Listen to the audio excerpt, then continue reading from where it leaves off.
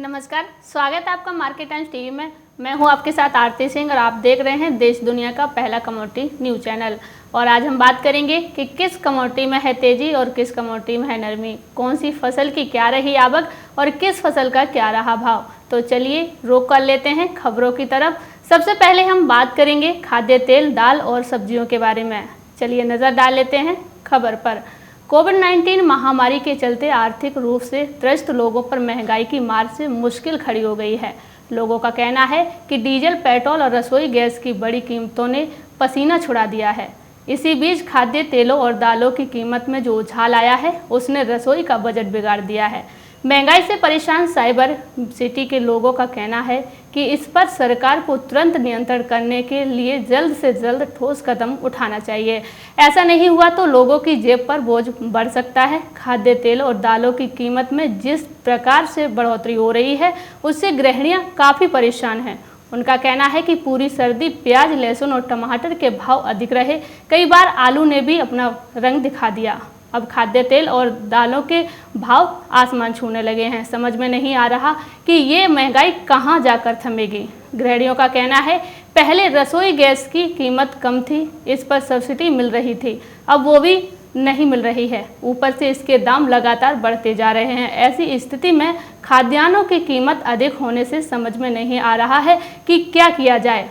आगे एटा की बात करें तो एटा के लोगों का कहना है कि महंगाई ने रसोई का बजट बिगाड़ दिया है। जहां दालों की कीमत अंधाधुंध बढ़ गई है, वहीं सब्जियां भी महंगी हो गई हैं। प्याज के दाम भी बढ़े हुए हैं। खाद्य तेलों की कीमतें पहले ही बढ़ चुकी हैं। अगर 15 दिन पूर्व की तुलना करें तो कम से कम 10 से लेकर 15% तक खाद्य वस्तुओं पर बढ़ोतरी हो गई है। रसोई में जो खाद्य वस्तुएं उपयोग में लाई जाती हैं वे लोगों की जेबें हल्की कर रही हैं। लोग कह रहे हैं कि महंगाई कम होने का नाम नहीं ले रही है, निरंतर बढ़ती ही जा रही। हरी सब्जियों की कीमत एक पखवाड़े पूर्व की अपेक्षा इन दिनों अधिक बढ़ गई है। लोग सब्जियां खरीद रहे हैं लेकिन दुकानदारों से सवाल करते हैं कि आखिर इतनी कीमत क्यों बढ़ी, तो उनका कहना है कि उन्हें मंडी से ही सब्जी महंगी मिल रही है। वहीं आगे ग्वालियर में कोरोना काल में एक ओर जहां लोगों पर रोजगार का संकट है, वहीं दूसरी ओर महंगाई दिन प्रतिदिन सुरसा की तरह मुंह फाड़ रही है। जो तुअर दाल पिछले साल फरवरी मार्च में 85 से 90 रुपये किलो थी, वो अब इस साल 110 से 115 रुपये किलो के भाव पर पहुंच गई है। भोजन तैयार करने में सबसे ज़रूरत तेल भी प्रति 15 लीटर की टीन 500 से 550 रुपये महंगा हो चुका है। गलीमत है आटा और चावल पर महंगाई का ज़्यादा असर नहीं हुआ है। आमजनों के भोजन में मिलने वाली दाल और सब्जी पकाने के लिए तेल महंगा होने से इसका सीधा असर भोजन की थाली पर पड़ रहा है। आमजन के जीवन यापन में यातायात और रसोई दो प्रमुख चीज़ें हैं। ये दोनों इस समय ज़बरदस्त महंगी हो चुकी हैं। इससे आमजन पूरी तरह से परेशान हो चुका है। पेट्रोल और डीजल के दाम शतक लगा चुके हैं, जिसके कारण आमजन को अपने दफ्तर या प्रतिष्ठान पर जाना काफ़ी महंगा हो गया है। दाल, तेल आदि महंगा होने से लोगों को अब पेट भरने के लिए भी अतिरिक्त पैसे खर्च करने पड़ रहे हैं। ये तो हमने बात की खाद्य तेल, दाल और सब्जियों के बारे में। अब चलिए आगे बढ़ते हैं और रुख कर लेते हैं अगली खबर की तरफ जो पंजीयन की है। चलिए नज़र डाल लेते हैं खबर की तरफ कि आखिर पूरी खबर क्या है। मध्य प्रदेश के किसानों के लिए बड़ी राहत भरी खबर है। शिवराज सरकार ने रबी विपणन वर्ष 2021-22 में समर्थन मूल्य MSP पर गेहूं उपार्जन के लिए रजिस्ट्रेशन की तारीख को आगे बढ़ा दिया है। पहले पंजीयन की तारीख 5 फरवरी थी, लेकिन अब 5 मार्च तक किसान पंजीयन करा सकते हैं। खाद्य एवं नागरिक आपूर्ति एवं उपभोक्ता संरक्षण, किसान कल्याण तथा कृषि विभाग मंत्री एवं सहकारिता लोक सेवा प्रबंधन मंत्री की संयुक्त बैठक में ये निर्णय लिया गया कि खाद्य मंत्री विसाहू लाल सिंह, कृषि मंत्री कमल पटेल और सहकारिता मंत्री ने बताया कि किसानों की उपज को समर्थन मूल्य MSP पर क्रय करने की दृष्टि से रबी उपज गेहूं, चना, मसूर एवं सरसों की खरीदी के लिए किसान अपना पंजीयन अब 5 मार्च तक करवा सकते हैं। 3, 4 एवं 5 मार्च को किसानों का पंजीयन सिर्फ सहकारी समितियों के केंद्रों पर ही किया जाएगा। सहकारिता एवं लोक सेवा प्रबंधक ने कहा कि उपार्जन व्यवस्था इस प्रकार रखें कि प्रतिदिन उपार्जन के लिए किसान उपलब्ध रहें, जिससे खरीदी केंद्रों पर एक साथ किसानों की भीड़ नहीं हो और खरीदी भी सहजता से की जा सके। उन्होंने कहा कि सुनिश्चित करें कि 72 घंटे के भीतर संकट का परिवहन हो जाए। भुगतान में किसी प्रकार की गड़बड़ी को रोकने के लिए उपज प्राप्त होने के पश्चात ही भुगतान की कार्यवाही भी की जाएगी। ये तो हमने आपको बताया पंजीयन के बारे में। अब आगे बढ़ते हैं और बात कर लेते हैं अगली खबर की तरफ कि आखिर पूरी खबर क्या है। चलिए नज़र डाल लेते हैं खबरों की तरफ। मोटे अनाज कभी गरीबों के प्रतीक माने जाते थे, लेकिन सेहत को लेकर बढ़ती चिंता ने लोगों का ध्यान इस ओर खींचा है। अब यह अमीरों की पसंद बन गया है। स्वास्थ्य के लिहाज से अच्छा होने की वजह से ही मोटे अनाजों ने गेहूं की हैसियत कम कर दी है। प्रधानमंत्री तक इसके बारे में बात करनी पड़ रही है। पीएम नरेंद्र मोदी ने कहा कि मोटे अनाज की डिमांड पहले ही दुनिया में बहुत अधिक थी। अब कोरोना के बाद ये इम्यूनिटी बूस्टर के रूप में बहुत प्रसिद्ध हो चुका है। मोटे अनाजों में फाइबर एवं अन्य पोषक तत्व की मात्रा अधिक होती है। दरअसल दुनिया ने सेहत के लिहाज से मोटे अनाजों के महत्व को समझा है, इसलिए किसानों के लिए इसे उगाना ज़्यादा फायदेमंद हो गया है।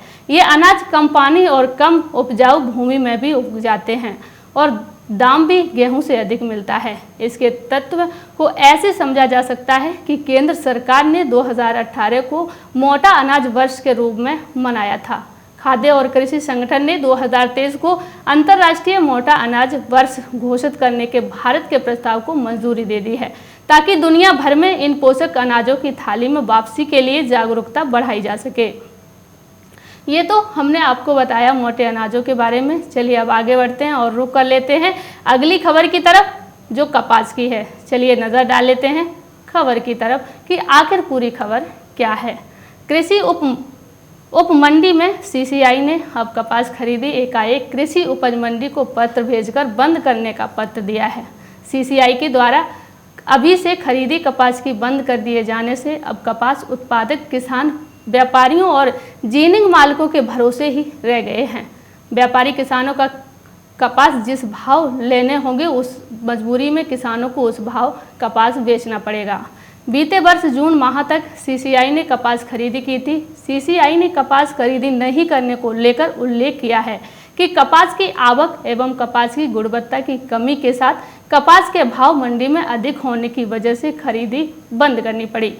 सीसीआई ने इस वर्ष यहां कृषि उपज मंडी में 21 अक्टूबर से खरीदी शुरू की थी। सरकार का समर्थन मूल्य भी कोई कम नहीं है।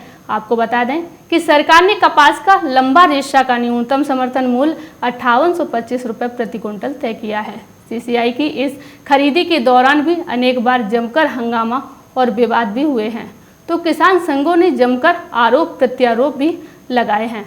जैसा कि हमने आपको बताया कि कपास की आवक एवं कपास की गुणवत्ता की कमी के साथ कपास के भाव मंडी में अधिक होने की वजह से सीसीआई ने खरीदी बंद करी। जैसे कि हमने आपको बताया कि कपास की आवक एवं कपास की गुणवत्ता की कमी के साथ कपास के भाव मंडी में अधिक होने की वजह से सीसीआई ने खरीदी बंद की। अब देखना दिलचस्प होगा कि आखिर अगली बार फिर कब सीसीआई कपास की खरीदी शुरू करेगा, जब किसानों को राहत के आसार नजर आएंगे। अभी के लिए सिर्फ इतना ही, और अधिक जानकारी के लिए बने रहिए हमारे साथ मार्केट टाइम्स टीवी पर। टाइम्स टीवी पर चल रहा है बूझो तो जाने क्विज कॉन्टेस्ट। अब आपके पास मौका है हर रोज इनाम जीतने का। जी हाँ, मिक्सी, ग्राइंडर, मोबाइल फोन और ना जाने क्या क्या। अगर आप मार्केट टाइम्स टीवी के सब्सक्राइबर हैं तो हर रोज आप जीत सकते हैं मार्केट टाइम्स टीवी पर आकर्षक इनाम। और अगर आपने मार्केट टाइम्स टीवी को सब्सक्राइब नहीं किया है तो तुरंत सब्सक्राइब करें। मार्केट टाइम्स टीवी पर चल रहा बूझो तो जाने क्विज कॉन्टेस्ट, जिसमें हम हर प्रोग्राम के अंत में पूछते हैं आपसे अर्थव्यवस्था, कमोडिटी बाजार, मंडियों का हाल, शेयर बाजार पर सवाल। सही जवाब देने वालों में से विजेता को लकी ड्रॉ के द्वारा चुना जाता है और उस विजेता को मिलता है मार्केट टाइम्स टीवी की तरफ से पुरस्कार। बस आपको सवाल का जवाब देने से पहले मार्केट टाइम्स टीवी को भी सब्सक्राइब करना है। आज का सवाल है, भारत में प्राकृतिक रबड़ का उत्पादन सबसे अधिक किस राज्य में होता है? आपके ऑप्शन है option A Kerala, option B Karnataka, option C Tamil Nadu, option D Andhra Pradesh. जवाब के लिए टाइप करें रबड़ ए, रबड़ बी, रबड़ सी, रबड़ डी। आपको मार्केट टाइम्स टीवी चैनल को सब्सक्राइब करना है और जवाब व्हाट्सएप करना है। आप जवाब व्हाट्सएप कर दें 9953882229 पर। आप में से लकी विजेता जीत सकता है वेल नोज ट्रिमर।